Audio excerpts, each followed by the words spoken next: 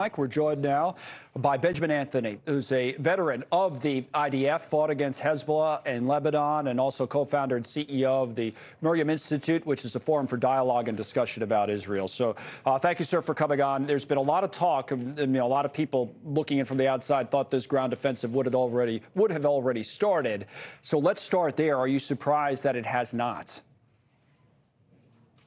I think that there was a general sense of surprise that it was not undertaken in a swifter fashion, but I'm comforted by the fact that we have taken the time before launching this incursion, if it does indeed take place.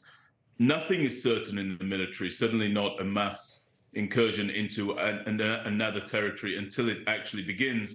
But the reality of the matter is that the Israel Defense Forces, the defense establishment, and indeed the government of the State of Israel they are all working to find the way to bring about their stated objective. It's not a simple objective. That objective, as stated by the Prime Minister and the Minister of Defense, is to completely destroy the presence of Hamas, the terrorist organization that murdered 1,300 Israelis in the bloodiest rampage against Jews since the horrors of the Holocaust on the morning of October 7th, and which hold 200 hostages cynically being held for ransom inside the Gaza Strip, including men, women, children, and of course our soldiers. Yes. It takes time to prepare for something like that, and I think that it's appropriate that we take that time. Now, you are someone who I believe has seen combat in your time in the IDF, the Israeli Defense Forces. I mentioned Lebanon as one of the theaters where you were in combat again,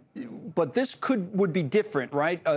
In terms of anything that we've seen, at least in recent memory, for the IDF. What are the challenges of the urban warfare on this scale in Gaza for this military?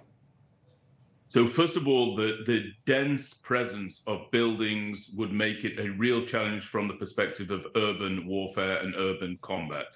That's number one, but that's above the ground. Beneath the ground, there is a very elaborate set of tunnels that is referred to by the Israeli defense establishment as the Gaza Metro. Now, these tunnels range in size. They range from being large enough to drive trucks through to being just narrow enough for one individual or two to run through and operate.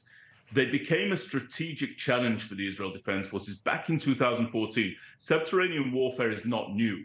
And you may well remember, and your viewers may remember, that prior to the Second Lebanon War, in which I served inside Lebanon, down on the enclave with the Gaza Strip, Gilad Shalit was kidnapped and taken into the Gaza Strip via a tunnel. But in 2014, the tunnels had been converted from a tactic, such as the one I just mentioned, into a strategic challenge. Right. That brought about Operation Protective Edge, and what it also saw was the complete overhaul and revision of how particularly our combat engineers prepare, along with special forces, for tunnel subterranean warfare. It's very complex. Final point, and again, to go back to your experience in Lebanon, how concerned are you about another front, about Hezbollah in the north, about the West Bank as well? How concerned are you about this spreading from the Gaza Strip to other areas?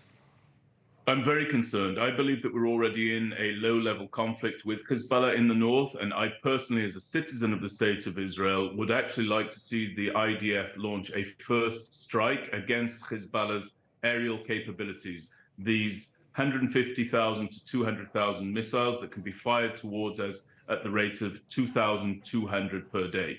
Those should be taken out, because whether we do it now or later, it is going to be required. All right. Benjamin Anthony, thank you, sir, live with us from Tel Aviv with his perspective on things. We can get back to this hospital blast we've been talking about.